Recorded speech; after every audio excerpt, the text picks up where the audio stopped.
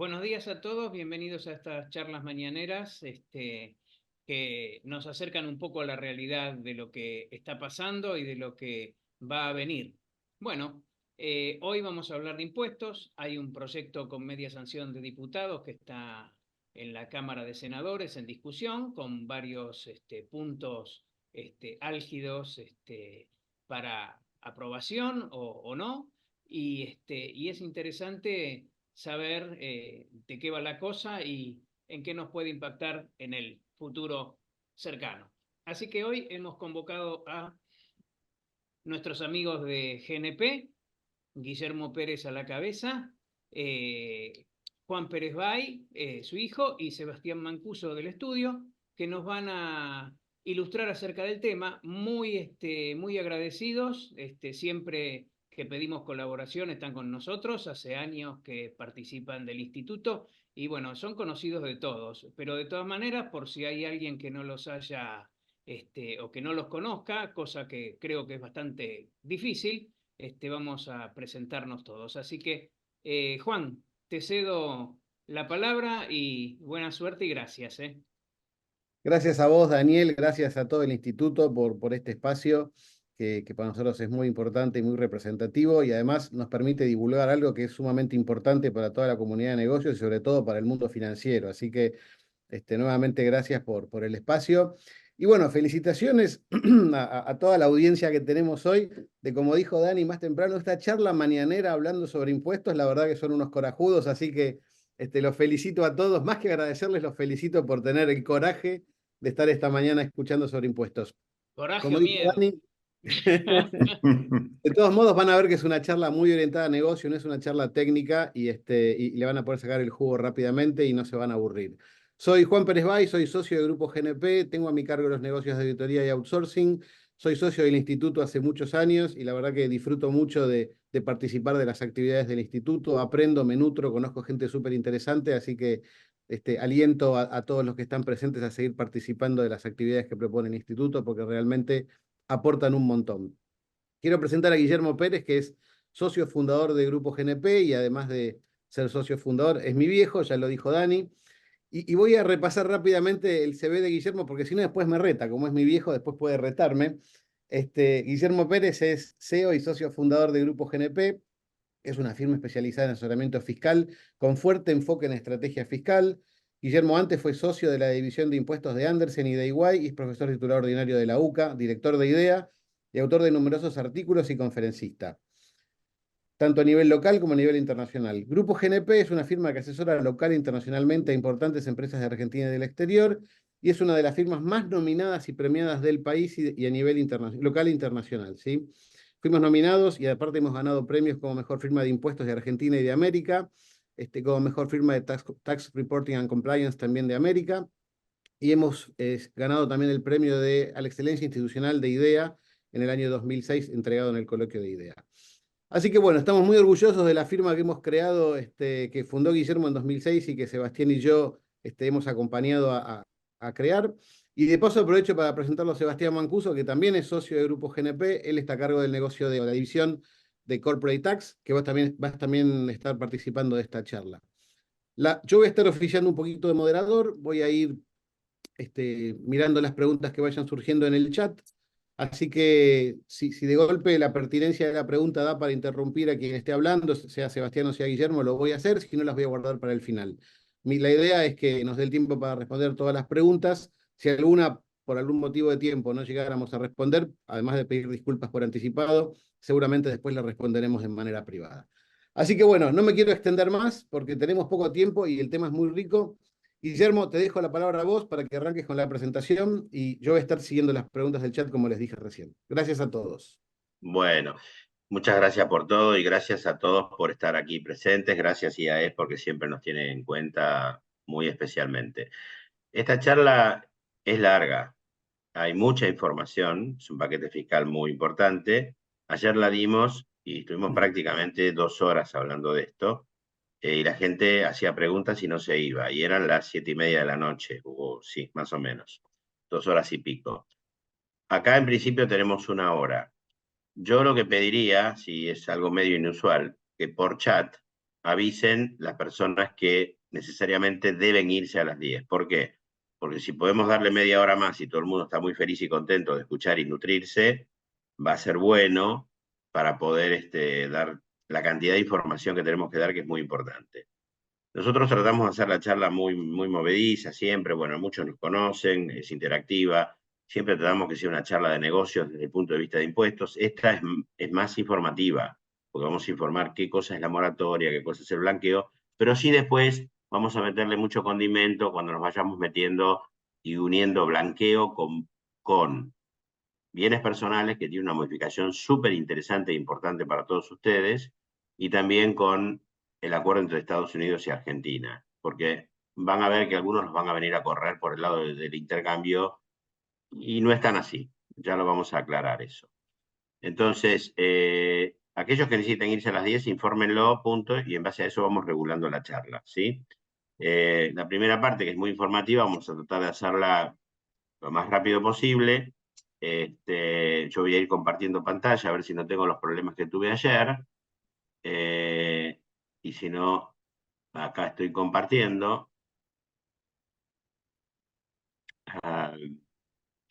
Bueno, vamos a... Ahí está perfecto. Hasta ahí va a estar bien. Vamos a... esta charla va a tener...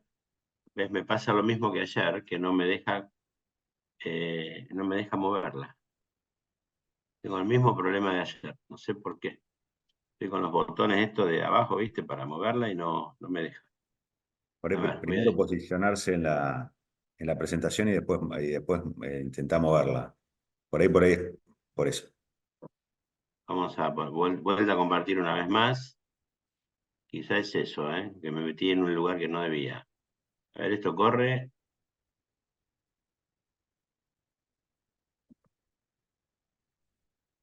Ahí me deja moverla. ¿Se ve bien ahí? A ver si la puedo ampliar y si me deja moverla. Parece que ayer lo que pasó, a ver. Ahí me deja, perfecto. Bueno. Ahí está. Esta presentación va a tener estos ejes. El primer duda que ustedes tienen seguro es si esto va a ser o no aprobado por el Senado. Bueno, juegan muchos factores políticos, saben la presión que están haciendo los gremios, etcétera. Pero el punto más, yo le veo más pinta que pase esto que a la otra, a la ley base. ¿Por qué? Porque si ustedes se fijan, prácticamente todo esto es coparticipable. El primer punto, que tiene ese nombre rimbombante, es moratoria. El segundo punto, que se llama regularización de activos, es blanqueo. El tercero es bienes personales y ganancias, ¿sí? Todo esto, quizá el blanqueo, a lo mejor hay que hacer algún acuerdo especial para coparticipar, pero todo esto es coparticipable. O sea, esto beneficia a las provincias. ¿Beneficia o no beneficia a los contribuyentes? Claramente beneficia a los contribuyentes todo, menos el impuesto a las ganancias, que volvemos al esquema anterior, donde Massa había derogado el esquema anterior y había puesto de que 15 salarios mínimos vitales y móviles estaban exentos de ganancia. Ahora eso se deroga y se vuelve prácticamente el esquema anterior con otros mínimos no imponibles, que es lo que se está discutiendo en el Senado. Eso ya lo vamos a explicar al final. Así que vamos a hablar de esto. Arrancamos con el primer punto, que es moratoria. Va a hablar Sebastián. El segundo, que es blanqueo, va a hablar Sebastián. Y yo engancho los últimos 3 puntos. Y por favor, si se tienen que ir a las 10, por favor, háganoslo saber a través del chat. Y que alguien me avise, porque yo no lo veo bien de acá. Al compartir pantalla. Bueno, perdón, estamos entonces con moratoria, ¿sí? Ahí vamos.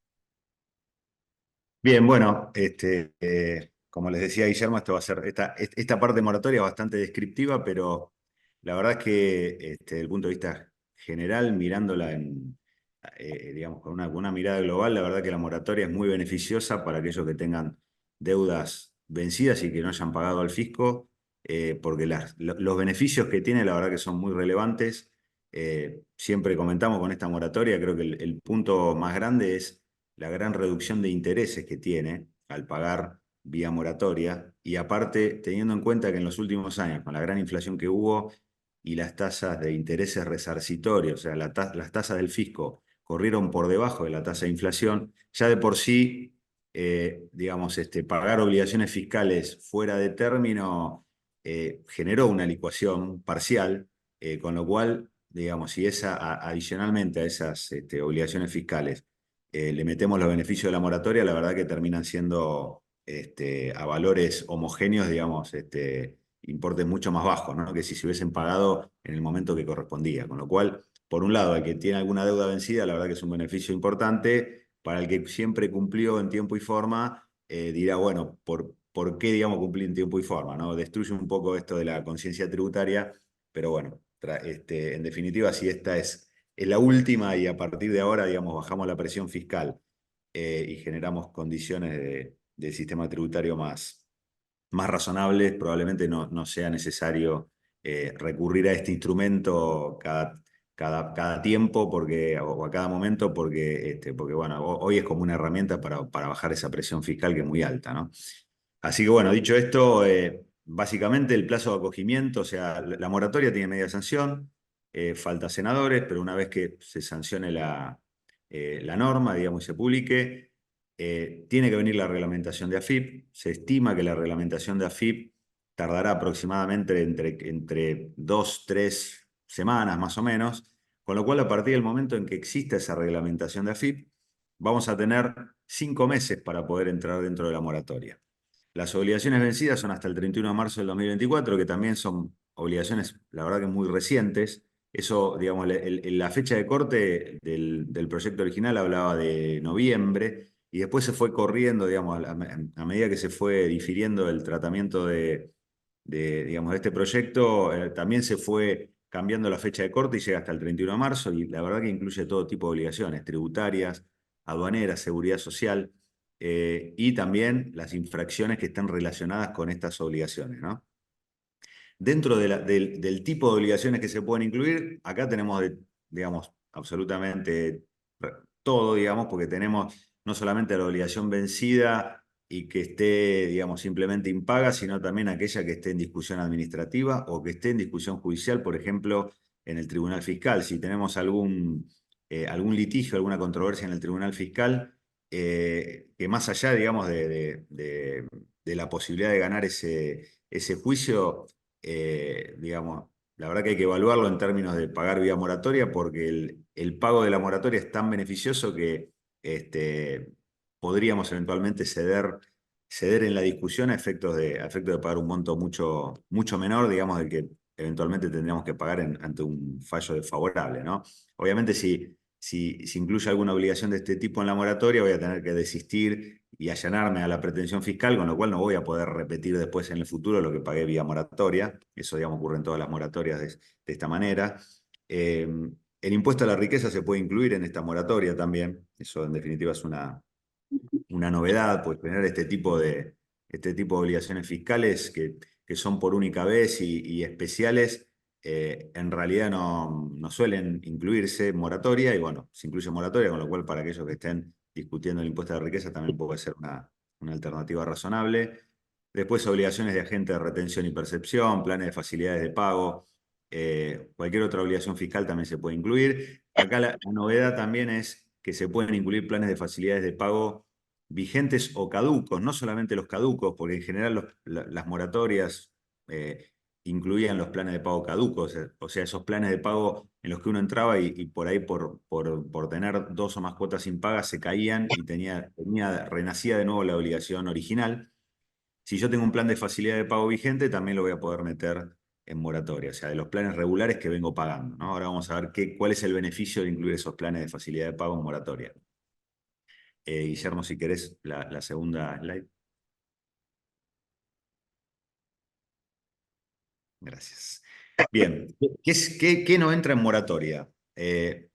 Digamos, respecto a las exclusiones subjetivas, que básicamente son qué sujetos son los que no pueden entrar, los típicos que no pueden entrar en moratorias o blanqueo, que son declarados en quiebra, que no tienen continuidad de explotación, y después todos los contribuyentes que hayan sido condenados por delitos, digamos, comunes que tengan relación con incumplimientos tributarios o aquellos condenados por la ley penal tributaria, ¿no? Tanto sean funcionarios de personas jurídicas o personas humanas propiamente dichas que hayan tenido condena. Eso es básicamente las personas que no pueden entrar. Después, ¿qué deudas no podemos incluir en moratoria? También las que usualmente no se pueden incluir en moratoria, que no tienen que ver estrictamente con lo fiscal, sino que están por ahí dentro de esa declaración jurada de seguridad social, pero los fondos se derivan por ejemplo, a una RT, a una obra social, o aportes y contribuciones a servicio doméstico o empleados rurales, eso también queda fuera.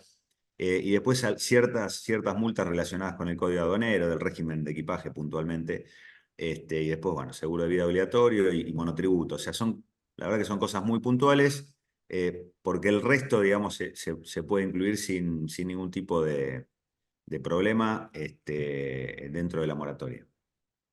Guillermo, si querés. ¿Cuáles son los efectos y beneficios del acogimiento? Ahí hay como dos caminos para acogerse a esta moratoria. Por un lado, tenemos la posibilidad de ingresar vía pago contado o en hasta 3 cuotas, y la otra posibilidad es hacerlo a través de un plan de facilidades de pago. Si pagamos a contado o en hasta 3 cuotas, ahí, digamos, dividimos los beneficios en 3 meses. Digamos. Si entro el primer mes, me gano el 70% o me condonan el 70% de los intereses resarcitorios relacionados con las obligaciones que incluyo. Si entro el segundo mes, la reducción es del 60% de los intereses. Y si entro el tercer mes, la reducción es del 50% de los intereses. O sea, la verdad que es un monto muy relevante de reducción, un poco por lo que mencionaba al principio, ¿no? El tema de que las tasas de resarcitorio en general han corrido por debajo de la inflación mensual y anual en estos últimos años, y adicionalmente a eso le saco un 70%. Así que la verdad es que desde el punto de vista de beneficios, muy alto. Y si entro en plan de facilidades de pago, ahora brevemente les voy a comentar cuáles son las condiciones de ese plan, pero si entro los primeros o el primer trimestre, digamos, en un plan de facilidades de pago, la condonación ya es del 40%, ¿no? Y si entro, digamos, a partir del segundo trimestre, la condonación es del 20%. O sea, las condonaciones de interés ahí son menores, porque en definitiva tengo plazos más largos para poder cumplir con la moratoria. Y adicionalmente al beneficio de los intereses, también algo muy relevante es la extinción o eventual suspensión de acción penal. Es decir, que si tengo una obligación fiscal que a la vez viene acompañada con alguna denuncia penal tributaria, si yo regularizo esta deuda a través de la moratoria, me van a extinguir la acción penal en el caso que pague contado, y si voy a pagar a través de un plan de cuotas, me van a suspender esa acción penal y eventualmente me la van a extinguir una vez que termine de pagar el plan. También voy a tener condonación de multas. Las multas que no estén firmes también digamos, van a ser condonadas. O sea que si yo tengo una obligación impaga, con denuncia penal tributaria, con multa por omisión o defraudación de impuestos, esa multa, en la medida que yo la esté discutiendo, digamos, administrativamente o judicialmente, también me la van a condonar el 100%, e inclusive el 50% de los honorarios de los agentes fiscales cuando estemos hablando, por ejemplo, de una ejecución fiscal, ¿no? Tengo un problema o un juicio de ejecución fiscal y el agente fiscal me cobra un determinado monto de honorario. Bueno, el 50% de ese monto va a quedar también reducido, ¿no? de pleno derecho a través de esta herramienta. Así que la verdad que es muy beneficioso. Si pago a través del plan de facilidad de pago, bueno, ahí ven un poco las distintas alternativas. Si es persona humana y micro y pequeña empresa, digamos, el pago a cuenta es más bajo, 20%, 15%. Hay hasta 60 cuotas persona humana, 84 cuotas micro y pequeñas. Después empiezan a bajar las cuotas para mediana y resto de empresas. La tasa que van a cobrar es la de Banco Nación de Descuentos Comerciales, que hoy entiendo está cerca del 6% mensual, si no me equivoco. Y se puede cancelar anticipadamente el plan. No está reglamentado cómo, aún no está reglamentado, eso lo va a definir AFIP cuando salga la reglamentación, pero también se podrá eventualmente cancelar antes de su finalización.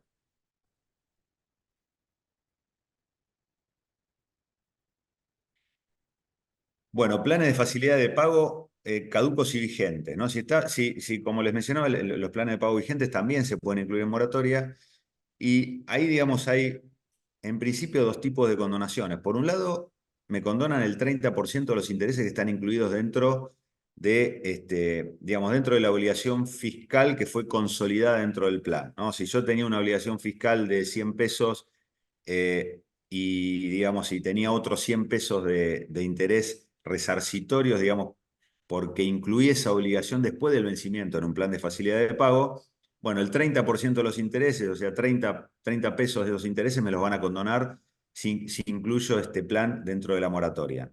Y adicionalmente, también me van a condonar los intereses de financiación que se hayan devengado desde el momento en que consolidé ese plan y en definitiva empezaron a devengarse esos intereses de financiación, hasta el momento en que me adhiero a la moratoria. Entonces, esa condonación también es del 70, 60 o 50, dependiendo cuándo entre. Si entro el primer mes de la moratoria, entro el segundo o el tercero. Entonces, en principio, si bien la redacción de la reducción del interés de financiación no es muy feliz, digamos, hay que ver un poco a ver qué dice la reglamentación, pero en principio pareciera que, además de condonar intereses resarcitorios cuando estén incluidos en el plan, también me van a condonar intereses de financiación. Los intereses de financiación, digamos, sí, la condonación es más alta, digamos, ¿no? En general, hay muchos planes de facilidad de pago que se hacen al vencimiento y no incluyen intereses, porque lo hago al momento que vence la obligación, con lo cual la condonación del 30%, la inicial no, o sea, no aplicaría en ese caso, porque no tengo intereses incluidos en un plan, pero sí me aplicaría sobre el interés de financiación. Y después, bueno, este tipo de planes, digamos, solo tengo la posibilidad de meterlo en moratoria si lo pago contado o en hasta 3 cuotas. O sea, tengo que reducir plazo, pero la reducción de plazo me implica a mí condonaciones del 30 o del 70, 60 o 50. Así que también es para evaluarlo, porque si bien, digamos, adelanto el pago, pero tengo una quita relevante.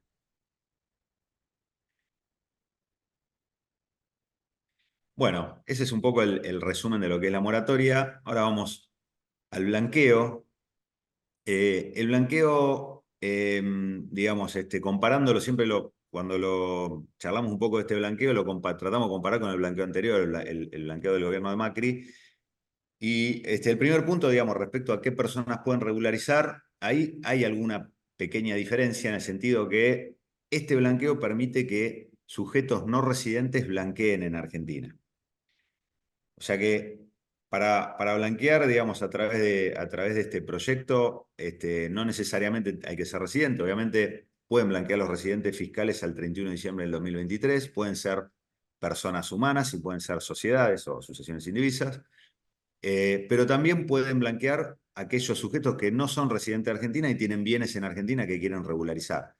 La cuestión sobre los no residentes es que no pueden regularizar efectivo, dinero en efectivo, no pueden regularizar. Pueden regularizar otros bienes, por ejemplo, un inmueble. Por ejemplo, un residente del exterior que tenga un inmueble en Argentina puede regularizarlo sin problemas. O sea, si regulariza efectivo, en realidad no va a tener ningún beneficio de liberación de sanciones e impuestos, ¿no?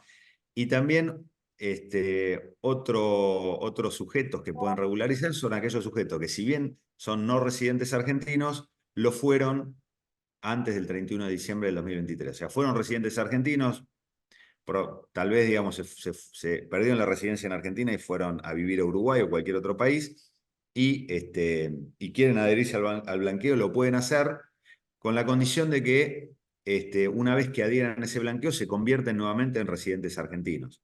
Se convierten en residentes argentinos y tienen las mismas condiciones de blanqueo que cualquier residente argentino. O sea, los beneficios se aplican igual para estas personas, ¿no? Pero en definitiva tienen que haber sido residentes fiscales de Argentina en el pasado. Y esto básicamente es para personas humanas, ¿no? Para personas humanas que hayan perdido la residencia y quieren volver. ¿Hasta cuándo se puede blanquear? En principio hasta el 30 de abril del 2025, o sea que hay tiempo. Ahora vamos a ver que hay distintas etapas y en definitiva, digamos, una fecha mentirosa el 30 de abril porque, digamos, los valores o el costo de blanqueo más barato lo tenemos hasta el 30 de septiembre del 2024.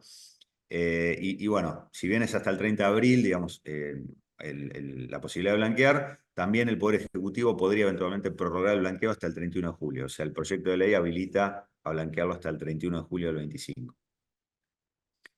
Guillermo, gracias. Exclusiones. Bueno, ¿quiénes no pueden blanquear? En general esto es similar a los blanqueos anteriores. Funcionarios públicos que lo hayan sido durante los últimos 5 años, desde un presidente, un gobernador, hasta un rector de una universidad pública. También sus familiares, cónyuges y excónyuges que lo hubieran sido los últimos 5 años. Acá, digamos, tal vez el punto por ahí más relevante de esta cuestión es que los que quedan excluidos son los parientes hasta el primer grado de parentesco por consanguinidad o afinidad, con lo cual en principio los hermanos quedarían fuera, por ejemplo. O sea, no es hasta el cuarto grado o hasta el tercer grado, digamos, como en general eventualmente ocurre. Y después, bueno, aquellos que hayan sido declarados en quiebra, como hablamos antes, y condenados por ley penal tributaria, ¿no? Básicamente son esos los excluidos, no hay ninguna sorpresa, digamos, puntual respecto a quienes no pueden blanquear. Las etapas de adhesión y de presentación de declaraciones juradas. Acá, como ven, hay 3 etapas y también hay 2 hitos distintos, que también es una diferencia respecto al blanqueo anterior. Acá hay dos hitos complementarios en algún punto. En el sentido de que primero tengo que manifestar una adhesión y hacer un pago adelantado de hasta el 75% del monto del blanqueo, del impuesto del blanqueo. Y después tengo que hacer posteriormente la presentación de la declaración jurada y el pago del impuesto remanente, ¿no? Con lo cual, digamos, si yo blanqueo en la etapa 1, voy a poder adherirme y hacer ese pago adelantado hasta el 30 de septiembre y después voy a tener 2 meses más para presentar la declaración jurada y pagar el impuesto remanente. Si me adhiero en la etapa 2, que en definitiva es el segundo trimestre de blanqueo, voy a tener después 1 mes más para hacer esa presentación de la declaración jurada y en la etapa 3 lo mismo. Tercer trimestre, en definitiva 1 mes más para presentar la declaración jurada y pagar el impuesto. Se fijan ahí que en etapa 1, 2 y 3 el costo de blanqueo es distinto. En la etapa 1 es el 5, en la 2 el 10 y en la etapa 3 tenemos el 15%. O sea que es más barato blanquear obviamente en la etapa 1 hasta el 30 de septiembre del 24. Hay que tener en cuenta que los blanqueos inferiores a $100.000 están eximidos de pagar impuesto. O sea, un inmueble inferior a $100.000 va a estar eximido de pagar impuesto en cualquier etapa. O sea, puedo blanquear el 30 de marzo de 2025 un inmueble de menos de $100.000 y en definitiva va a ser a tasa cero. Si quiero blanquear efectivo por menos de $100.000, en realidad voy a tener que depositarlo hasta el 30 de septiembre del 2024, porque sí hay una restricción para todo lo que tenga que ver con efectivo, porque el efectivo solo se puede blanquear hasta el 30 de septiembre. Eso hay que tenerlo en cuenta, que es una restricción adicional que tiene el blanqueo de efectivo. Después cualquier otro bien, sí, en definitiva, si es menos de 100.000, puedo blanquear hasta marzo, y si estamos hablando de más de 100.000, ahí sí empiezan a jugar las alícuotas, y también hay que tener en cuenta que se pueden hacer blanqueos parciales en las distintas etapas, pero la alícuota que prevalece es la alícuota de la última etapa en la que blanqueé. Si yo blanqueo el 50% del patrimonio en la primera etapa y el otro 50% en la etapa 3, voy a tener que pagar el patrimonio total blanqueado a la alícuota del 15%. Si bien en la etapa 1 voy a pagar un 5% a cuenta, después en definitiva, cuando blanqueé el 50% restante en la etapa 3, voy a tomar como pago a cuenta lo que pagué en la 1, pero recuerden que sobre el patrimonio total blanqueado voy a aplicar la alícuota más cara, que es la de la etapa 3. Entonces eso hay que tenerlo en cuenta porque es muy, muy relevante, así que si bien hay tiempo para blanquear, la verdad que digamos, el blanqueo hasta el 30 de septiembre es mucho más beneficioso que en las etapas subsiguientes.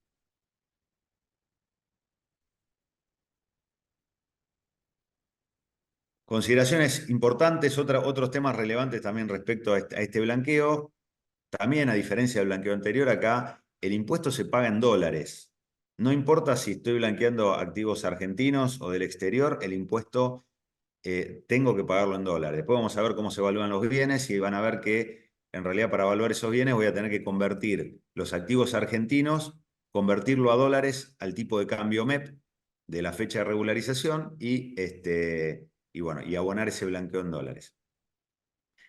Bueno, en definitiva, si no presento o no pago en término tanto la adhesión como la declaración jurada posterior, el blanqueo se me cae, así que digamos es muy importante cumplir con esos 2 hitos que hablábamos, ¿no? Con el tema del anticipo de no menor al 75% del impuesto y después la presentación de la declaración jurada y el pago del impuesto remanente. Así que eso es muy relevante tenerlo en cuenta. Y bueno, es lo que hablamos recién del pago adelantado, que sí, ese pago adelantado va a ser a cuenta del impuesto que pague en la misma etapa o en las etapas posteriores, ¿no? Así que eso es relevante tenerlo en cuenta.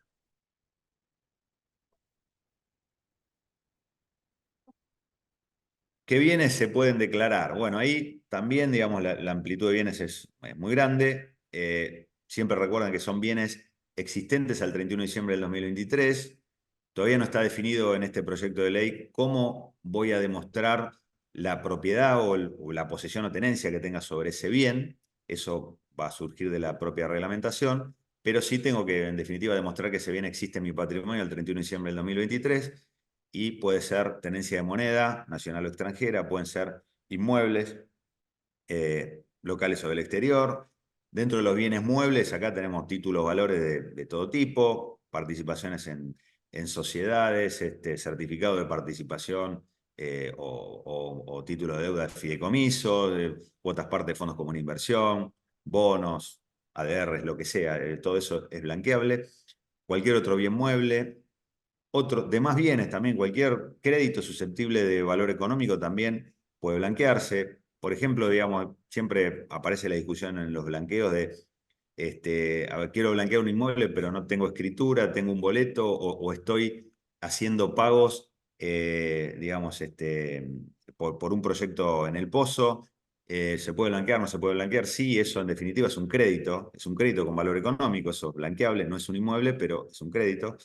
Después cualquier otro tipo de bien intangible también se puede blanquear cualquier otro derecho. Después criptoactivos también se pueden blanquear. Después vamos a ver que hay cierta cuestión relacionada con la evaluación de esos criptoactivos. Hay que tener cuidado, digamos, porque hay que tener en cuenta el valor de adquisición o el valor del mercado, el mayor. Ahora vamos a repasar un poco las evaluaciones. Y lo único, en definitiva, que no se puede blanquear son dinero o títulos, valores que estén depositados en jurisdicciones que sean considerados por el GAFI como lista negra o lista gris, que bueno, la verdad que no son países demasiado relevantes para, para el blanqueo, porque bueno, entiendo, no creo que haya mucha gente que tenga activos expuestos en este tipo de países, ni hablar de la lista negra, Myanmar, Corea del Norte, Irán, y bueno, lista gris también no hay muchos países que por ahí puedan aplicar, pero bueno, tengan en cuenta eventualmente si alguno tiene algún activo en este país, en alguno de estos países, que los activos líquidos no se pueden blanquear. Bueno, ¿cómo se blanquea el efectivo en este blanqueo? Bueno, primero el dinero en efectivo hay que depositarlo, como decía anteriormente, hasta el 30 de septiembre del 2024, tanto sea en Argentina como en el exterior. En definitiva, hay que depositarlo tanto en cuenta bancaria o en una cuenta comitente de alguna LIC, o sea que ahí se abre el juego tanto a los bancos como a las ALICs, que van a crear cuentas especiales de regularización de activos. El dinero del exterior lo puedo depositar en una cuenta bancaria del exterior y eventualmente lo puedo trasladar o puedo transferirlo a una cuenta especial de regularización que genera beneficios fiscales que ahora vamos a ver, ¿no? O sea que en definitiva puedo blanquear el dinero depositándolo en cuenta, si es en Argentina en esta cuenta especial, y si es en el exterior puede quedarse en una cuenta bancaria del exterior y puedo blanquear, pero ahora vamos a ver que si esos fondos de esa cuenta bancaria del exterior se depositan en esta cuenta especial, tengo un beneficio adicional que inclusive puede ser el blanqueo tasa cero, ¿no? Así que eso hay que tenerlo en cuenta. La base imponible, bueno, se calcula en dólares, como mencioné antes, a dólar MEP. Y bueno, bienes nominados en moneda extranjera, lo que es en dólares obviamente no hay problema, y si es en alguna otra moneda, todavía no está definido, la reglamentación va a definir un poco cuál es el tipo de cambio de mercado que se usa, pero no hay grandes conflictos con esa cuestión. La evaluación de los bienes, todo lo que es dinero en efectivo, como le decía, moneda argentina se convierte al tipo de cambio MEP en dólares. Inmuebles en Argentina, acá tengo también, ahí cambio un poquitito respecto al blanqueo anterior, porque acá vamos a tener 3 valores distintos a tener en cuenta: el de adquisición, el valor fiscal y el valor mínimo. El de adquisición, en definitiva, es el valor al que compro el inmueble. El valor fiscal es el que surge de la boleta del impuesto inmobiliario. Un poco son los dos valores que conocemos ya de bienes personales, ¿no? De elegir un poco de elegir el mayor valor entre el fiscal y el de adquisición.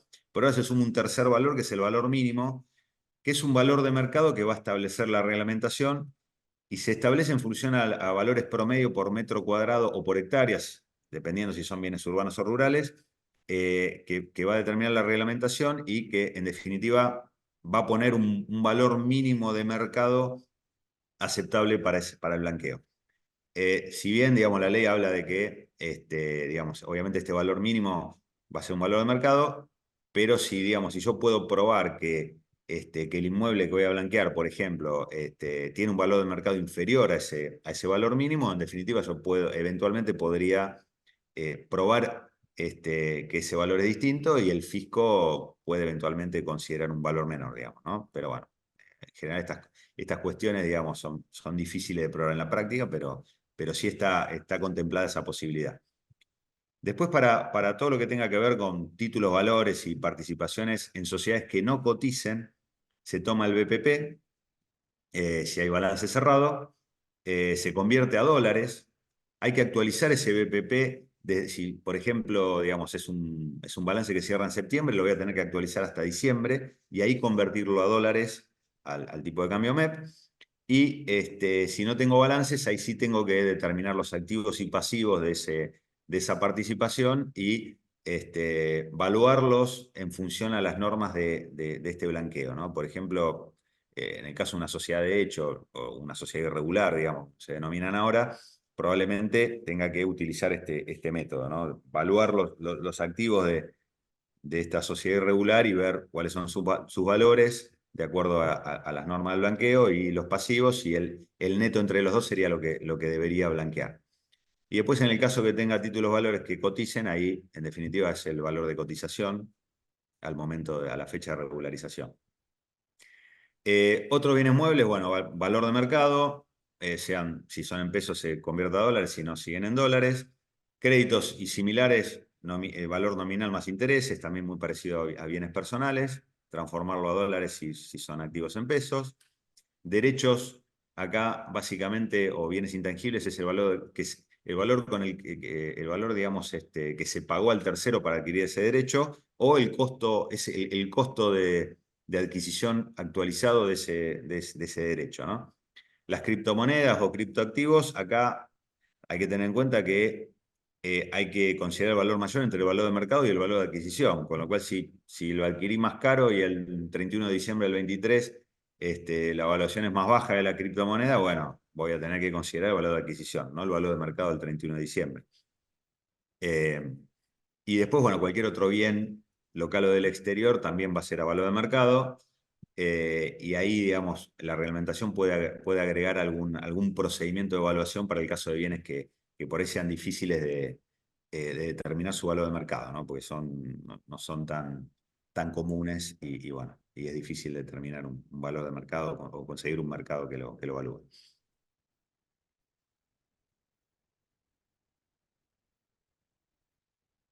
Bueno, ¿se puede regularizar más de $100.000 sin costo? Sí, y esto es, la verdad que este punto es muy relevante y es una opción que aquel que quiera blanquearlo lo va a tener que evaluar.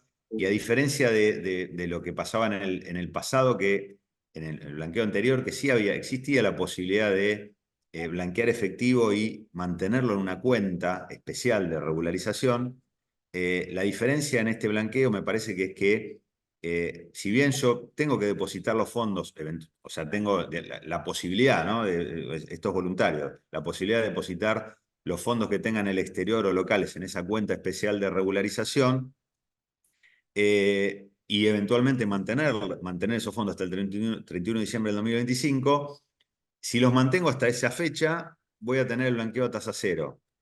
Pero si eventualmente yo quiero sacar esos fondos antes del 31 de diciembre del 2025, este proyecto me permite sacar los fondos sin ningún tipo de problema, en el momento que quiera, pagando el 5% sobre el monto que saque de esa cuenta de regularización. O sea que en definitiva, si lo mantengo hasta el 31 de diciembre me queda costo cero el blanqueo. Si lo saco antes, me consideran que estoy blanqueando efectivo en la primera etapa, porque en definitiva yo tengo que depositarlo hasta el 30 de septiembre del 2024. Entonces ahí me aplica la alícuota del 5% y tendré que pagar el 5% sobre el monto que saque. Y adicionalmente, digamos, que la típica pregunta que nos hacen en este caso es, bueno, pero si yo deposito los fondos en esa cuenta, ¿es una cuenta remunerada o no es una cuenta remunerada? No está claro si la cuenta en sí misma es remunerada o no. Lo que está claro es que sí se van a crear instrumentos a través de la reglamentación para poder invertir esos fondos, que van a ser, en general van a ser fideicomisos de inversión productiva o cuotas parte de fondos comunes de inversión. Hay que ver un poco qué tipo de activos van a tener esos instrumentos de inversión, pero sí se va a poder invertir esos fondos en activos, ¿no? Y adicionalmente también se van a poder sacar fondos para o pagar el blanqueo o para cancelar el impuesto a los bienes personales bajo este régimen especial que va a mencionar Guillermo, este pago adelantado, digamos, de 5 años juntos de bienes personales. Con lo cual, en definitiva, deposito, tengo la posibilidad de sacar parcialmente para pagar el blanqueo y para pagar bienes personales, y también puedo invertir los fondos en fideicomisos o fondos comunes de inversión. Y si adicionalmente quiero sacar fondos, bueno, la porción que saque de esos fondos antes del 31 de diciembre del 2025 van a pagar el 5% de blanqueo. Entonces, la verdad que es, digamos, bastante beneficioso y, en definitiva, aleja el riesgo de tener que tener inmovilizados los fondos hasta el 31 de diciembre del 2025, desde el momento en que lo deposito, ¿no? O sea que, en definitiva, siempre tengo la disponibilidad de los fondos. Eso la verdad que está bueno.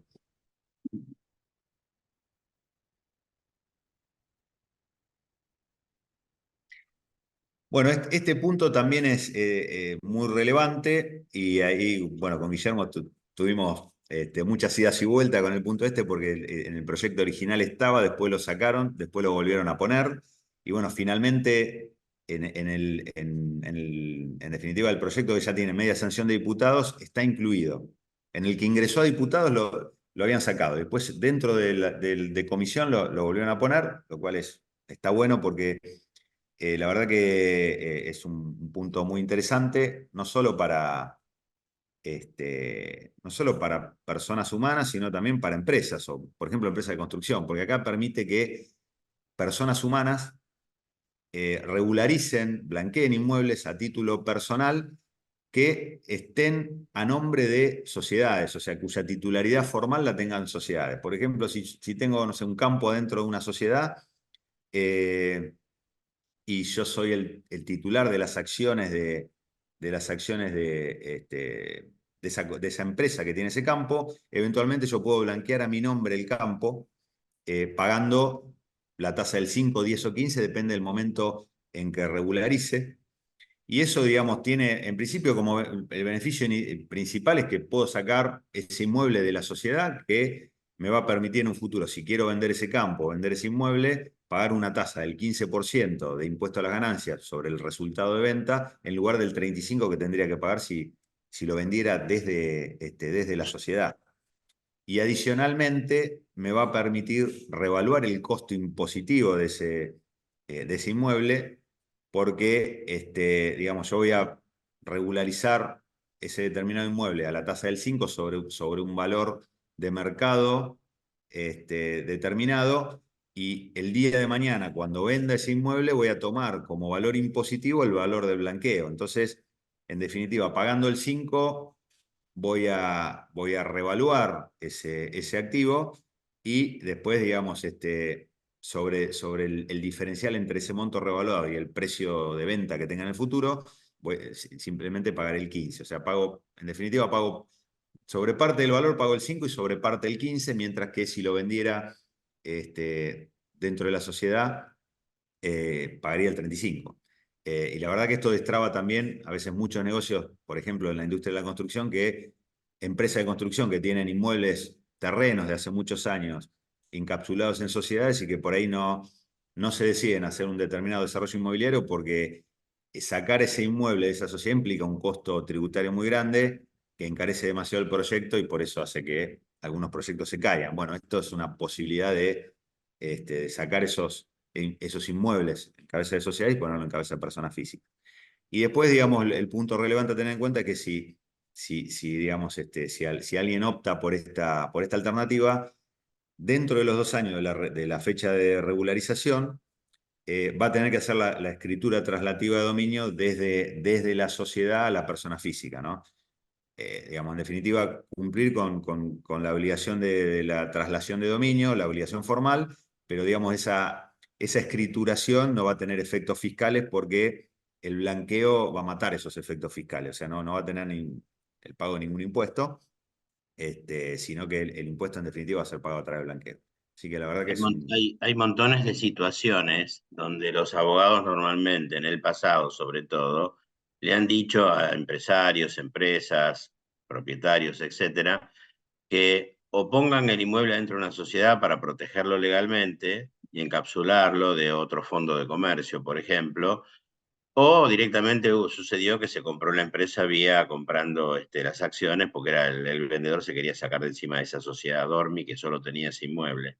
Bueno, eso es horrible porque genera después a la hora de querer hacer un proyecto, un desarrollo o vender ese inmueble que se compró muy barato normalmente, pues se compró la sociedad, etcétera, un disparo del 35% prácticamente sobre el precio de venta porque el costo es mínimo, como dijo Sebastián.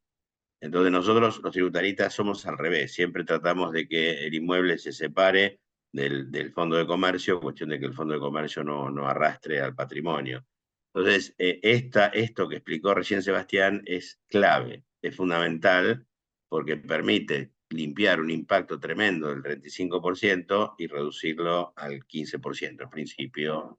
En algún caso podría ser cero, pero en principio al 15%, que es el impuesto que va impuesto cedular por las utilidades por venta de inmuebles, ¿sí?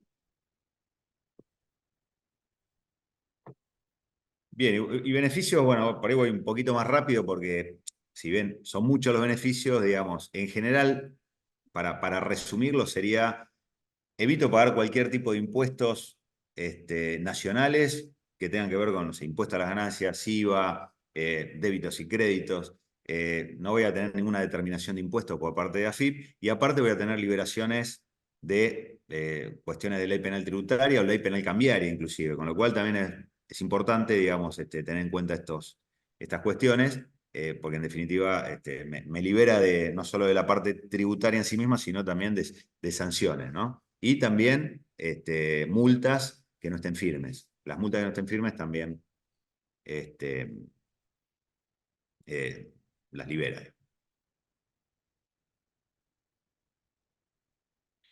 Bueno, lo que digo, ¿no? Libera el pago de los impuestos. Y digamos, acá el punto también que es distinto al blanqueo anterior es que en el blanqueo anterior había un tope del 1% de bienes o de tolerancia, digamos, respecto a lo que no se podía blanquear, ¿no? Si blanqueaba un patrimonio, si tenía un patrimonio de 100 y blanqueaba 90 en el blanqueo anterior, en realidad estaba haciendo un blanqueo parcial y como dejé 10% de mi patrimonio afuera del blanqueo, se me caía el blanqueo, porque el porcentaje de tolerancia era el 1% del patrimonio. Bueno, en este caso, el porcentaje de tolerancia va a estar entre el 10 y el 25%. Eso se va a reglamentar, digamos, en principio desde AFIP o a través del decreto reglamentario, digamos.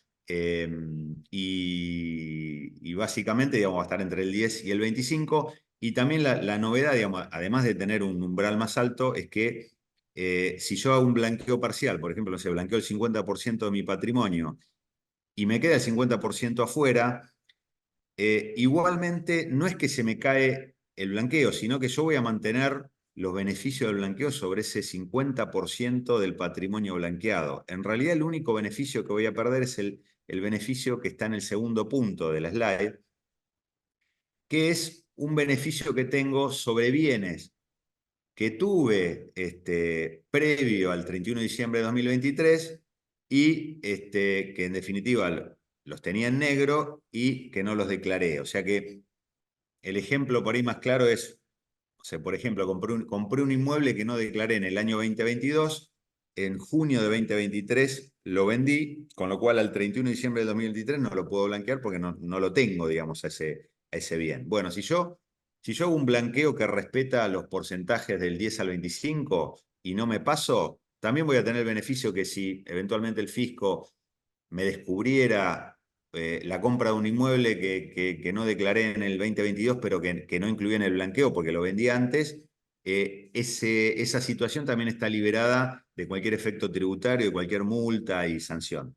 Ahora, si en realidad yo blanqueé no respetando el porcentaje del 10 al 25, si el fisco viniera, digamos, por ejercicios anteriores y me detectara alguno de esos bienes, en realidad sí me podría hacer una determinación sobre ese bien y pretender cobrar un impuesto a las ganancias, IVA, por ejemplo, sobre la tenencia de ese bien. Entonces es como que el beneficio que pierdo es una especie de tapón fiscal, ¿no? Un tapón fiscal hacia ejercicios anteriores. O sea, no pierdo los beneficios del blanqueo, pero sí me pierdo un tapón fiscal. Con lo cual está bueno respetar el porcentaje del 10 al 25 que establezca la reglamentación. Y después, por último, digamos, un poco la cláusula de rigor que tiene este blanqueo y tienen todos, es que, en definitiva, si bien, digamos, el blanqueo libera de sanciones tributarias, no se libera de las sanciones relacionadas con lavado de dinero, ¿no? Con normas WIF. Con lo cual, en definitiva, hay que cumplir con los requisitos WIF a efectos, digamos, de evitar que los dineros, digamos, que se blanqueen provengan de ilícitos, ¿no? Así que, bueno, un poco ese es el resumen de lo que es el blanqueo. La verdad que es bastante positivo y muy beneficioso, digamos, y diría en principio mejor que el blanqueo anterior. Bueno, muchas gracias, Sebastián. Bueno, entiendo que hay una sola persona que tendría que retirarse a las 10, o sea que de ahí entiendo que tenemos algunos minutos más, 15 minutos, media hora más. Es muy interesante lo que viene digamos, para, digamos, ser correctos y adecuados con la persona que debe retirarse. Lo que le digo es que el impuesto a los bienes personales, las modificaciones que trae son muy importantes, que vamos a poder pagar 5 años por adelantado, que el pagar por adelantado, si uno hace y identifica la tasa interna de retorno de pagar 5 años por adelantado versus pagar los próximos 5 años en cada vencimiento, tenemos un ahorro en moneda dura de un 20%, más o menos, 15-20%. Antes, para el contribuyente cumplidor. Para el no cumplidor, es el que tuvo alguna mala presentación en el año 20, 21, 22 de bienes personales, la mejora es del 40%. Del hecho de pagar 5 años juntos versus ir pagando los próximos 5 años en cada vencimiento. Y que sepan que acá es muy importante que con respecto, esto engancha mucho con el blanqueo, porque si yo blanqueo después tengo ese beneficio en bienes personales, y además no se dejen correr por el tema de que el convenio entre Estados Unidos y Argentina está en vigor, porque es cierto que rige desde el 1 de enero de 2023, pero en nuestra opinión, y hasta que no veamos la nota de Estados Unidos dándose de conforme respecto a los procesos de secreto fiscal de Argentina, no estaría operativo para Estados Unidos. Yo sé que están trabajando a toda marcha del lado de la FIP para tratar de demostrar a Estados Unidos que sí cumple con todos los procesos de calidad en materia de intercambio de información y de secreto fiscal. Estados Unidos verificará y emitirá o no esa nota antes del 30 de septiembre. El hecho que el primer pago del blanqueo es el 30 de septiembre no es antojadizo. El 30 de septiembre es cuando Estados Unidos debería tener que informar de las operaciones de 2023. Entonces, Estados Unidos tiene dos frentes. Uno con los bancos, a quienes ya le está pidiendo información, a sus bancos de Estados Unidos, y otra con la FIP, para que la FIP cumpla con todos los deberes y pueda emitir esa famosa nota. Después vamos a profundizar este tema, que es muy importante, inclusive cuentas que tienen sociedades arriba y en qué lugares y otras, que lo vamos a decir. Esto nos va a llevar unos minutos de esta mañana, así que si hubiera más gente que tenga que irse a las 10, por favor háganlo saber a través del chat y yo voy a esta altura de la vida, modelo una charla, puedo dar en 4 horas o en 2 minutos, así que ustedes me van diciendo. Bueno, ¿qué es esto? Horrible nombre. Si alguien lo pronuncia de seguido, lo felicito. REI BP. El REI BP es el régimen especial de ingreso de bienes personales. Lo crea esta ley que en este capítulo, en este título, crea esto y modifica todas las alícuotas de bienes personales para futuro, ¿sí? Incluyendo retroactivamente para el 2023, que es inconstitucional, pero nadie lo va a decir porque es favorable, ¿sí? Todo lo de bienes personales es muy favorable. Y si bien hubo congresistas como todo el bloque de Elisa Carrió que dijo, por un lado, benefician a los ricos, ponen ganancias, benefician a los no tan ricos, ponen el RIGI, que es un régimen de inversiones para inversiones de más de 200 millones de dólares, y va a haber gente que va a blanquear y además va a desgravar por el RIGI. eso es relativo porque el lavado de dinero no entra, el blanqueo, también es cierto que tuvimos una emigración masiva de empresarios y empresas yéndose al Uruguay y otros países, y de talento, por culpa del impuesto a los bienes personales. Entonces, esto lo que intenta es retrotraer esa situación. ¿Qué es esta cosa horrible de nombre, el RIBP? Se llama Régimen Especial de Ingreso del Impuesto sobre Bienes Personales. Es de carácter individual y voluntario y se tributa de manera unificada 5 periodos, del año 1223 al año 1227. ¿Sí?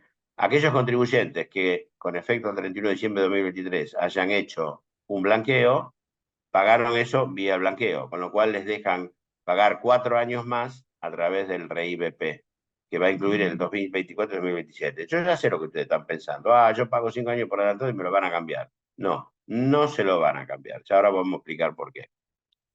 ¿Quiénes pueden acceder? Nosotros, las personas humanas y las sucesiones indivisas. Yo diría desde el 31 de diciembre de 2023 en adelante, porque ahí es el cálculo. Y esto es muy importante. Ustedes saben, como ya lo dije, hubo una gran emigración de gente. Hubo una gran emigración de gente. Disculpen que era mi teléfono. Hubo una gran emigración de gente por culpa de este impuesto, sobre todo al Uruguay y a otros países también. Esas personas que se fueron y que no eran residentes fiscales al 31 de diciembre del 23, pero que lo hubieran sido antes, ellos podrán adherirse a este RIBP, pero a partir de ahí van a ser considerados residentes fiscales argentinos. Quizá Susana Jiménez esté pensando o no por esto en volver a la Argentina, porque acuérdense que Argentina tiene 10 veces el PBI de Uruguay, que Punta del Este en el invierno es muy aburrido, y sobre todo por un argentino, que a los 90 días, como me dijo la calle Pogo a mí, ustedes en los primeros 90 días están fantásticos en Punta del Este, después ya están inquietos y quieren hacer cosas raras, empezar a trabajar y hacer cosas raras. Bueno, con esto van a poder volver a la Argentina. El plazo para ejercer esta opción vence ahora, ya, a la vuelta de la esquina, el 31 de julio de 2024. Así que, señores, díganle a sus gerentes financieros, díganle a sus contadores que le hacen su liquidación impositiva, que se pongan las pilas y que le digan al 31 de julio de 2024, que es apenas dentro de 3 meses, si van a pagar 5 años juntos o no. El Poder Ejecutivo puede extenderlo hasta el 30 de septiembre, porque, claro, está cubriéndose de chicanas y disputas en el Senado. Ahora, diputado ya fue aprobado.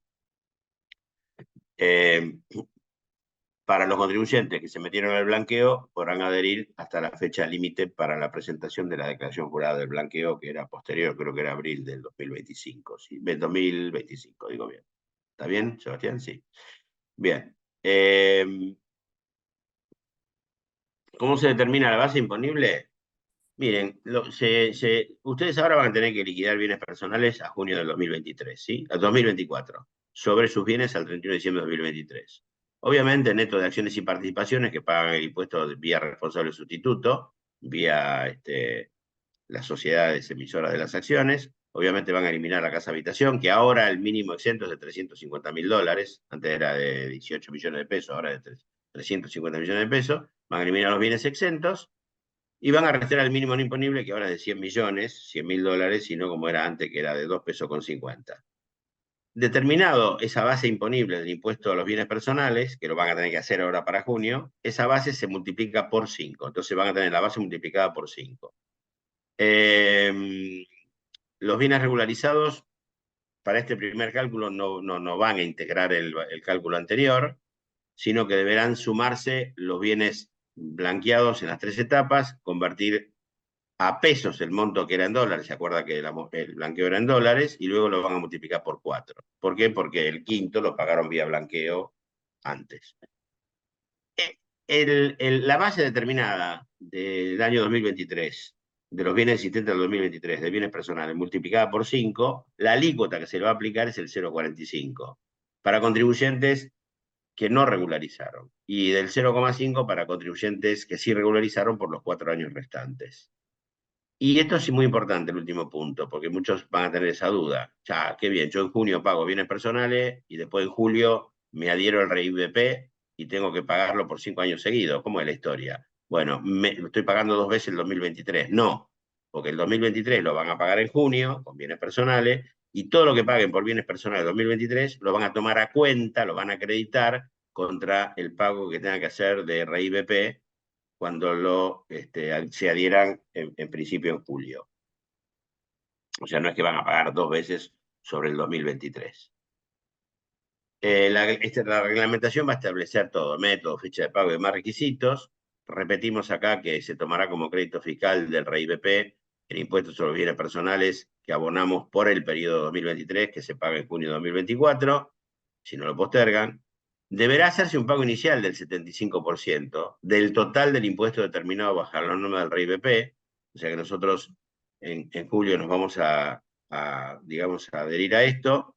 Hay que hacer un pago, la fecha de pago y todo eso lo define la reglamentación. Lo que sí aclaran es que ese pago inicial no tiene que ser inferior al 75% del impuesto, y que si fuera inferior al 75% del impuesto entre ese pago adelantado y lo que es la declaración jurada definitiva, pongan ahí que ustedes en lugar de pagar el 75 pagaron el 70, y tendrían que haber pagado el 75 de los 100 que terminan siendo los 5 años puntos. Bueno, el fisco me da 2 alternativas. El 30% restante, pagarlo al doble, o sea, el 60%, o renunciar a los beneficios del RIBP, me va a quedar un saldo a favor, y saldo a favor lo compenso contra cualquier otro impuesto nacional, IVA, ganancias, lo que quieran. Así que no se equivoquen con el cálculo del 75%, ¿sí? Los contribuyentes que hayan regularizado activos, o sea, por blanqueo, deberán presentar una declaración jurada del RIBP separada por los bienes regularizados exclusivamente, ¿eh? Y el Poder Ejecutivo va a establecer ese pago inicial. Esta reglamentación va a salir cuando el Senado apruebe esto. Acuérdense que toda la información que estamos teniendo de ayer a la noche es que en el Senado va a haber más chicanas y problemas con la ley base que con el paquete fiscal, ¿sí? Con el paquete fiscal se van a meter con ganancias, porque quieren llevar el mínimo no imponible de 2 millones a 3 millones. Esperemos que no se metan con esto de bienes personales, que es muy, muy bueno para el país y muy bueno para los contribuyentes, y no implica un impacto negativo en las arcas públicas, porque es muy baja la recaudación de bienes personales. Además que si cobra los 5 años juntos va a compensar. Y está pateando el problema para adelante de recaudación en todo caso. Y como están haciendo un ajuste fiscal importante, no va a ser un problema. No es que están eliminando ganancias, que ganancia para persona física en un momento dado en materia de recaudación era tan importante como ganancia de sociedad. Recaudado lo mismo la FIP por sociedades que por personas físicas. Porque acuérdense que Machinea destruyó la tabla de impuestos a las ganancias, y eso hizo que mucha gente esté pagando ganancias cuando no necesariamente tiene capacidad contributiva para pagar. Bueno, beneficios. El pagar por el RIBP, el beneficio que me da es que me excluye, y lo dice la ley, de toda obligación fiscal, formal y material, es decir, de presentar declaraciones juradas y de pagar anticipos y de pagar todo por bienes personales para los 5 años, del 2023 al 2027. Y también por ese mismo periodo me excluye, el punto 2, de todo tributo nacional que se aplique sobre el patrimonio. Hubo gente que anoche dimos esta charla por un grupo de vistas y me dice, bueno, pero después me cambian las leyes. Mira, yo estoy convencido que esto no lo pueden cambiar fácilmente. Esto es una ley nacional que dice que por 5 años yo pagué por adelantado y que no me van a cobrar nunca más nada. Además, este gobierno se supone que tiene 4 años por delante. Me parece que esto del RIBP es algo que es bastante seguro si nos metemos en eso, ¿sí? El punto tercero ya lo miro con más de confianza, porque también me dan estabilidad fiscal desde el año 2028 hasta el año 2038. Y lo que me dicen es que si se creara, ahí ya están abriendo el paragüita, dicen, si se crea algún impuesto nacional del 2028 al 2038 sobre los bienes o sobre el patrimonio, ustedes van a tener un crédito del 0,25. O sea, me dan estabilidad fiscal del 2028 al 2038, pero si me crean un impuesto del 0,70, y voy a poder, digamos, acreditar contra ese 0,70 un 0,25 por 10 años más. Con lo cual, si a algún loquito se le quiere crear de vuelta bienes personales al 1,5 o al 2, voy a tener. Pero lo que tenemos seguro para mí es del año 2023 al 2027, que esto es un muy buen negocio. Hay otras cuestiones que dice, esto es, supóngase que un hijo mío, no sé, Juan Elías es hijo mío, ¿no? A pesar de que me trató de viejo y no de papá, soy el papá, no el viejo. Pero bueno, vamos a suponer que Juan Elías dice, yo soy un piola bárbaro, me voy a adherir al RIBP, me genero un fronting por 5 años, y que mi viejo, vamos a usar esa frase del señor, viejas son las piedras, me va a donar todo su patrimonio. y yo no me adhería al RIBP. Entonces dice, como yo me adherí, dice Juan Elías, listo, se me aumentó mi patrimonio, y entonces toda esa donación que me haga mi padre, no pago nada, no. Acá lo que dice es que Juan Elías deberá tributar un impuesto adicional equivalente a la aplicación de la alícuota que el donatario, es decir, Juan Elías, utilizó para el pago del RIBP. O sea que le dice, mira, no te mandes esa manganeta porque te vamos a grabar, te lo vamos a grabar a vos, porque lo que no pagó tu papá, porque no se adhirió al RIBP, vos que sí te adheriste, lo vas a adherir. Vamos a poner la situación inversa, que yo me adhería al RIBP, cosa que puede llegar a ocurrir, y que yo el día de mañana se me ocurra hacer una donación a alguno de mis 5 hijos o mis 5 hijos. Bueno, ellos van a tener que pagar impuestos de bienes personales sobre eso porque entran en las generales de la ley. Lo que tengo que comentar acá, que me lo estaba olvidando, es ¿a quién le conviene entrar al RIBP? Este puño es quien tiene stock importante, o sea, patrimonio, y este es quien tiene flujo. Si esta persona tiene stock importante y cree que va a tener mucho flujo que le va a hacer incrementar ese patrimonio en los próximos 5 años, ese tipo le conviene, además del cálculo financiero de que se gana el 20% a moneda dura o el 15%, le conviene porque le va a aumentar el patrimonio y va a quedar congelado con lo que pagó este año, con el RIBP. Ahora, si es al revés, una persona, no sé, retirada y que tiene patrimonio y no tiene flujo, y este patrimonio le va a bajar porque lo tiene que consumir, capaz que a esa persona no le conviene el RIBP. ¿Sí? Hay otros factores que juegan en todo esto, pero ya son elucubraciones de alguien que se mete en la calecita difícil, que, bueno, pero yo estoy liquidando este año bienes personales ahora en junio de 2024 con un tipo de cambio de 800, el año pasado había sido 178, le estoy pagando en un tipo de cambio alto porque encima el contado con líquido o el MEP, que es donde yo estoy con los dólares guardados para liquidarlos para pagar bienes personales, está apenas con una brecha muy chica, el 15%. Y sí, puede pasar eso, también puede pasar que el dólar después se planche y en los próximos 5 años quede planchado, puede pasar que suba un montón y que me salga más barato pagar los bienes personales los próximos 5 años entre el momento en que evalúo los bienes personales al 31 de diciembre de cada año y el tipo de cambio del dólar a junio de cada año. Son factores que eso ya es futurología muy difícil de comprender y de saber. Yo creo que hay que manejarse con la foto al día de hoy y punto. Sigo. Estas son modificaciones directas al impuesto a los bienes personales. Como ya dije, se incrementa el mínimo imponible a 100 millones de pesos, 100.000 dólares. Hay una exención para la casa habitación que antes era exigua y ahora se incrementa a 250 millones, 350.000 dólares. Y lo más importante, o todo es importante en realidad, que va a haber alícuotas unificadas sobre bienes del país y del exterior. No corre más eso que la tasa máxima para bienes del país era 1,75 y la tasa máxima era del 2,25 para bienes del exterior. Las alícuotas de ahora en más van a ser estas. Para el año 2023, las alícuotas van a tener un rango que van a ir del 0,5 al 1,5. Para el 2020, primera columna. Para el 2024 va bajando, ¿ven? Del 0,5 al 1,25. Tercera fila, del 0,5 al 1. Cuarta fila, año 2026, del 0,5 al 0,75. Y la aspiración, no está en la ley, en el 2027 va a ser el 0,25. Por eso dicen que de 2028 a 2038 mi crédito fiscal para la estabilidad fiscal va a ser el 0,25, porque la expectativa es que cuando prorroguen bienes personales por 10 años más o 5 años más, lo que hagan, porque son impuestos que se van prorrogando por el Congreso cada 10 años, que la alícuota quede en el 0,25. Dependerá de quién nos gobierne en ese momento. Si vuelve un gobierno más populista, quizá las alícuotas suban. Si sigue un gobierno más liberal, quizá las alícuotas queden en 0,25. Pero fíjense la tercera columna. Hay un beneficio para los contribuyentes cumplidores del impuesto a los bienes personales que al 31 de diciembre de 2023 hayan presentado en tiempo y forma las declaraciones de bienes personales del 20, 21 y 22. En ese caso, si alguien liquida ahora en junio la declaración jurada del 2023 que vence en junio de 2024, la tasa máxima no va a ser 1,5, se va a restar 0,5. Lo mismo en todos los años siguientes, hasta el 2026 inclusive, ¿no? En el 2027 es no aplicable porque me daría negativo. Entonces, ¿qué pasa ahí?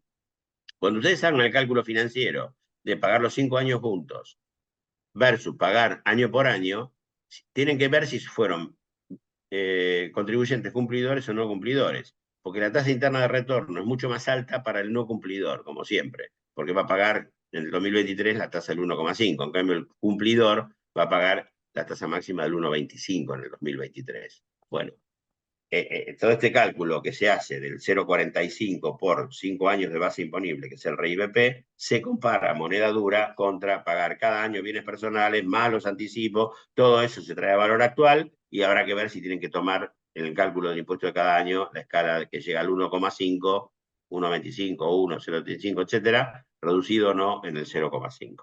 Y el otro es un beneficio para cumplidores, pero tiene que ver con responsable sustituto, que es lo que las sociedades pagan por nuestras tenencias accionarias, que hoy la tasa es del 0,5. Bien, ¿qué pasó? Entonces, Viene Persona está muy enganchado al tema de blanqueo, ¿sí? Porque muchos, el año pasado el blanqueo de Don Macri fue una alta traición, ¿sí? Se blanqueó muchísimo por mucha presión de los bancos internacionales, todo el mundo blanqueó en el 2017 y después la tasa que estaba bajando al 0,25 la subieron alegremente al 1,75 viene el país, 2,25, 10 veces, 2,25 viene el exterior. Entonces todo el mundo dice, yo este blanqueo no pago, no me blanqueo ni loco. Bueno, ojo, esa decisión enganchenla junto con la decisión de sacarse encima bienes personales por 5 años. En ganancias, muy poquito voy a hablar, por tiempo y por otras cosas. Se deroga el impuesto a la transferencia de inmuebles que rige para venta de bienes anteriores comprados antes del 2018, porque después de 2018 pagan el 15% el impuesto cedular.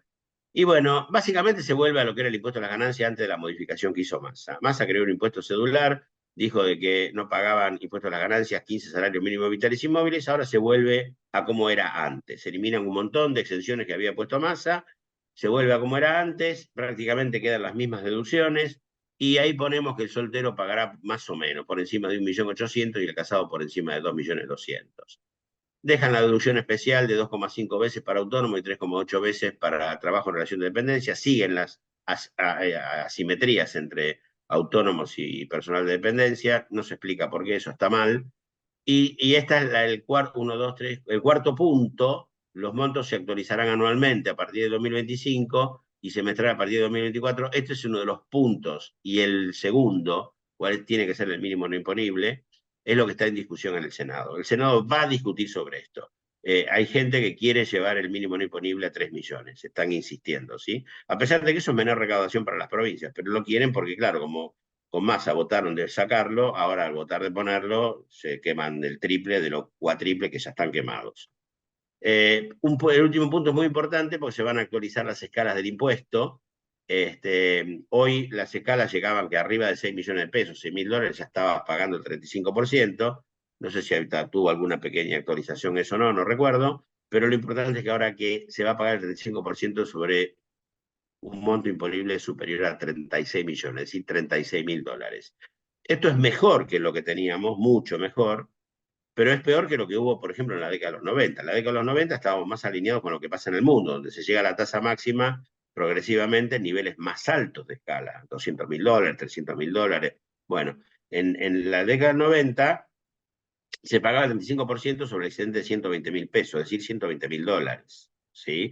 Después vino Machinea, destruyó esa escala, los que vinieron después de Machinea se empeñaron en mejorar la destrucción que hizo Machinea, y ahí es donde la cuarta categoría, por llamarlo genéricamente, las personas humanas que pagan impuesto en cabeza propia, empezaron a ser una fuente de recaudación para el fisco tan importante como la recaudación de las empresas, que tienen más mecanismos de elusión fiscal y de defensa fiscal. ¿Sí? Se aplican lo que nosotros pregonamos siempre, que es estrategia fiscal inteligente, que es el foco de nuestro trabajo en GNP. De paso, pasó un chivito. Ojo con el acuerdo de intercambio de información automático entre Estados Unidos y República Argentina.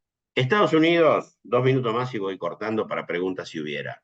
Estados Unidos y Argentina hicieron un intercambio de información a pedido. Hay 3 tipos de intercambio de información: a pedido, automático y espontáneo. A pedido es cuando hay un acuerdo entre 2 países y un país hace una inspección a Juan Elías, le detecta que tiene un bien en Florida, entonces le hace un pedido al IRS, que es la FIP de allá, para que le informe y corrobore y confirme eso que encontró la FIP en esa inspección de ese inmueble o el bien que sea, que no declaró Juan Elías, ¿sí? Eso es a pedido, eso sigue vigente. El automático es el que firmaron Massa y Estados Unidos en diciembre de 2022, que rige del 1 de enero de 2023 y que agarró a mucha gente dormida. ¿Qué es dormida? Con cuentas personales en Estados Unidos. ¿Qué hicieron esas personas? la mayoría le metieron una sociedad arriba. Hay que ver qué tipo de sociedad metieron arriba. Porque si metieron una sociedad, qué sé yo, en Dakota, en Delaware, estamos bien, porque son sociedades opacas. O sea, no se dice quién es el beneficiario final. Ahora, si simplemente lo pusieron una LLC en Florida, no sirve para nada, porque hay un sitio donde vos te metés y están los titulares de todas esas empresas, ¿sí? Además, en este caso, se está corriendo el rumor fuerte de que en caso de muerte, allá hay un impuesto a la herencia muy importante, el 40%. El fijo de Estados Unidos está mirando al costado cuando hay una cuenta cuyo titular es una sociedad, pero se dice que cuando hay una LLC, por ejemplo, y se sabe quiénes son los titulares y que son argentinos porque hay base de datos, se está poniendo duro bloquear la cuenta para cobrar el 40% de impuestos.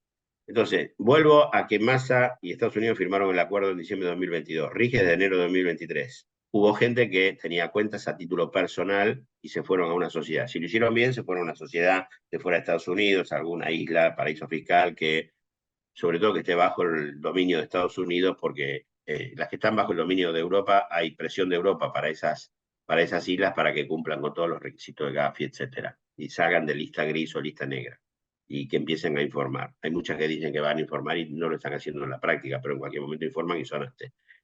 Entonces, ¿qué les quiero transmitir con esto? Hay gente, colegas, contadores suyos que dicen, el acuerdo con Estados Unidos está en vigor. Sí, está en vigor, pero para Estados Unidos no está operativo. ¿Por qué? Porque Estados Unidos todavía no emitió la nota que está conforme con los procesos de secreto fiscal de la Argentina. Argentina está trabajando, por lo que yo leí, creó una unidad, una unidad operativa que se llama Fiscalidad Internacional o algo así, y es lo que pretende que venga a Estados Unidos, que revise, que mire, para satisfacerse de que Argentina no va a hacer desastres en materia de secreto fiscal. Acuérdense que en el blanqueo anterior hubo un listado de toda la gente que había blanqueado. O sea, robo de información que vulneró el secreto fiscal fue muy grande, ¿sí? Bien. Entonces, Estados Unidos tiene dos frentes. Por un lado, que el 30 de septiembre eventualmente tendría que informar, con lo cual ya emitió el IRS un comunicado que dice que Argentina califica para estar en un acuerdo automático de información. Pero eso no quiere decir que emitió la nota. ¿Qué califica? Entonces, en base a eso, ¿qué hace? Le va pidiendo información a los bancos y nos consta que los bancos le están pasando información de las personas físicas que tienen cuentas financieras y que han tenido acreditaciones por más de $10. Eso es lo que tienen que informar. ¿Por qué? Porque quiere tener esa información por si tiene que disparar en septiembre la información para Argentina. Información que vence para Estados Unidos, o casualidad, justo cuando hay que hacer el depósito para no pagar sobre el efectivo en el blanqueo. Es la fecha que tenemos límite para poner ese dinero. Por otro lado, el otro frente que tiene Estados Unidos con la Argentina, porque Argentina sí emite o sí satisface a Estados Unidos con secreto fiscal y proceso de intercambio de información, entonces ahí Estados Unidos debería emitir la nota. ¿Qué está diciendo la FIP hoy? La FIP está diciendo que esto ya está en vigor. Y es verdad, no miente, está en vigor. Cuando le pedimos la nota, todos, los de colegas, esa nota no aparece. Dicen que es información confidencial. No tiene por qué ser información confidencial. Esa nota o no está, o está con algún reparo que estarán tratando de subsanar. Es lo que no sabemos a la fecha. Entonces, yo soy muy partidario del blanqueo. A mí me parece que el dinero en negro, primero, además de todos los problemas éticos que tiene, etcétera, y al margen de si quieren discutimos sobre la baja calidad del gasto y la cantidad del gasto, a mí me parece que el blanqueo lo que hace es incorporar capitales a la economía productiva y es fuente de crecimiento y es fuente de generación de empleo. Entonces yo creo en eso, más allá de las tradiciones que nos hicieron en el blanqueo anterior.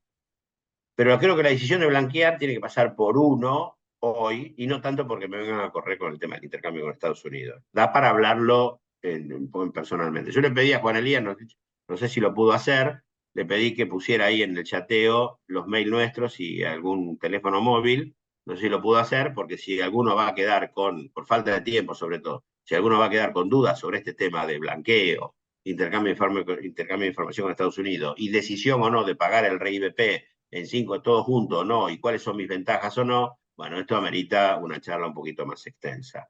Entonces, acá... Están nuestros 3 mails en el chat como para que si quieren hacer alguna pregunta particular puedan mandarla directamente por mail a nosotros. Bueno, y si tienen preguntas, bueno, ahí están nuestras informaciones, en info también, pero bueno, si tienen alguna pregunta, lo que sea, encantado de satisfacerla y nada, y gracias por su atención. Bueno, me le hicieron bastante fácil como moderador. Algunas preguntas que fueron surgiendo se fueron respondiendo automáticamente con lo que se venía charlando durante las exposiciones de ambos. No hay ninguna pregunta en el chat en este momento.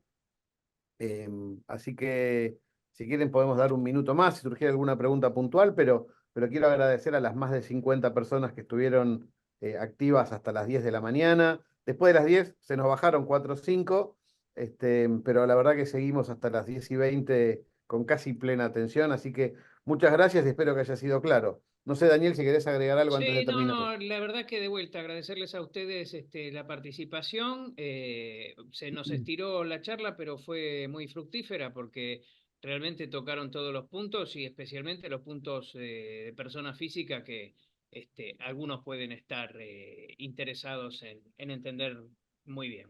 Bueno, mil gracias entonces y nos vemos en la próxima reunión matutina para seguir charlando de estos temas y de las reformas que estamos esperando. Gracias a todos entonces. Gracias a IAEF. Buenas jornadas. Buenos días, muchas gracias IAEF nuevamente, Daniel y todo el equipo. Muchas gracias. Y aquí a mis socios que acompañaron y toda la gente que tuvo la paciencia de escucharnos.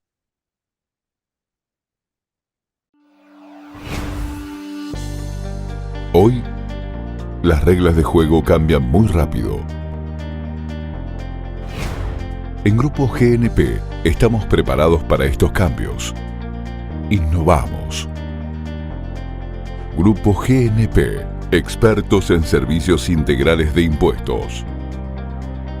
Desarrollamos estrategias fiscales para potenciar los resultados empresariales y cuidar los patrimonios individuales. Reconocidos y premiados a nivel internacional por nuestra trayectoria y experiencia. Grupo GNP, tus aliados estratégicos.